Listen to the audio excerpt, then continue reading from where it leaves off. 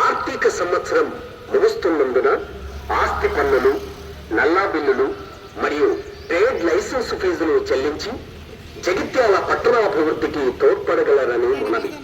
పన్నులు చెల్లించని యజమానులపై మున్సిపల్ చట్టం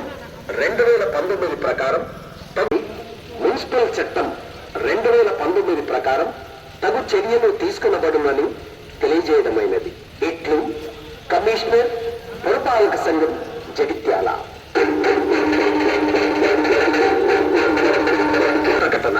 జగిత్యాల పట్టణ ప్రజలకు తెలియజేయనది ఏమనగా 2025-2026 ఆర్థిక సంవత్సరం లైసెన్స్ ఫీజులు చెల్లించి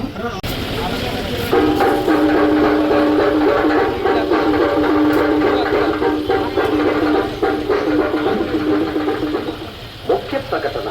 జగిత్యాల పట్టణ ప్రజలకు తెలియజేయనది ఏమనగా 2025 ఆర్థిక సంవత్సరం మార్చి 31కి ముగుస్తున్నందున మనందరికీ తెలుసు జగిత్యాల పట్టణంలో ప్రాపర్టీ ట్యాక్స్ కావచ్చు, షాప్ రెంట్స్ కావచ్చు, ఇతర కలెక్షన్స్ ఏవైనా మున్సిపాలిటీ నుంచి బకాయిలు పడ్డ వాళ్ళు వెంటనే చెల్లించాలి.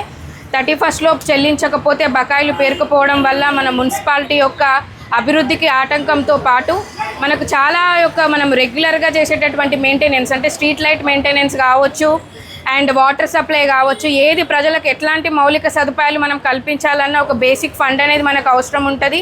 సో ఆ ఫండ్ని కలెక్ట్ చేయడానికి ఖచ్చితంగా మున్సిపాలిటీకి ఆదాయాన్ని సమకూర్చుకోవడానికి రెవెన్యూ సోర్సెస్గా ఈ ప్రాపర్టీ ట్యాక్స్ కలెక్షన్ కావచ్చు, షాప్ రెంట్ కలెక్షన్ కావచ్చు, ఇవన్నీ మనకు ఉపయోగపడతాయి.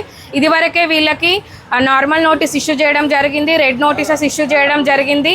అండ్ ఎంతకీ వినకుండా ఏరియర్స్ అట్లనే వీళ్ళు కట్టకుండా సంవత్సరాలు పెండింగ్ పెట్టడం వల్ల ఏవైతే చాలా ఎక్కువ మొత్తంలో బకాయిలు ఉన్నాయో అవి సీజ్ చేయడం కూడా జరుగుతుంది. అండ్ వాటి మీద చట్టరీత్యా మేము ఎట్లాంటి చర్యలు తీసుకుంటామో కూడా తీసుకుంటాం. దయచేసి పట్టణ ప్రజలందరూ గమనించాలి. ఏం డ్యూస్ ఉన్నా వెంటనే 31st లోపు క్లియర్ చేసుకునేటటువంటి ప్రయత్నం చేయండి. మొత్తం మా మున్సిపాలిటీ యొక్క మన పురపాలక సంఘ అభివృద్ధికి సహకరించాలని చెప్పి కోరుతున్నా. Thank you.